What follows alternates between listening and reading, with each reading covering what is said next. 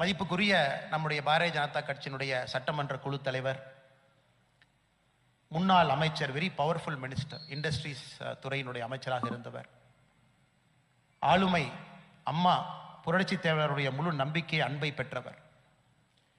8 ஆண்டு காலத்திற்கு முன்பு பாரத பிரதமர் நரேந்திர மோடி ஐயாவுடைய கருத்தை வலுப்படுத்த வேண்டும், தேசியத்திலே இணைய வேண்டும், அவருடைய அனுபவம் எல்லாம் இந்த கட்சியினுடைய வளர்ச்சிக்கு பயன்பட வேண்டும் என்கின்ற ஒற்றை குறிக்கோளோடு வந்து பாரதிய ஜனதா கட்சியில் இந்த முதல் பருவம், 2 பருவமாக நம்முடைய உறுப்பினர் சேர்க்கை நடந்து கொண்டிருக்கிறது. முதல் பருவத்தில் கிட்டத்தட்ட 50 லட்சம் பேர் பாரதிய ஜனதா கட்சியில் உறுப்பினராக இணைந்திருக்கின்றார்கள். 2வது பருவம் ஆரம்பிக்க இருக்கிறது.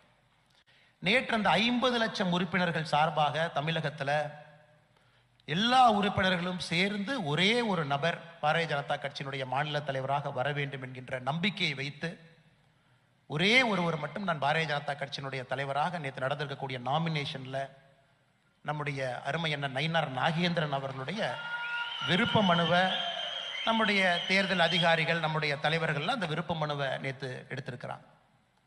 என்னை வெற்றி பெற்ற பிறகு அந்த சர்டிஃபிகேட் கொடுக்குற கொஞ்சம் லேட் ஆகும். அதனால் இன்னும் சில மணி நேரத்தில் நம்முடைய அடுத்த ஆற்றல் மிகுந்த மாநில தலைவராக இந்த கட்சியை வழிநடத்தக்கூடிய தலைவராக வருகக்கூடிய அண்ணர் நயினார் நாகேந்திரன் அவர்களுக்கு உங்கள் அனைவரின் சார்பாக என்னுடைய நெஞ்சார்ந்த வாழ்த்துக்களை இந்த நேரத்தில் தெரிவித்துக் கொள்கிறேன்.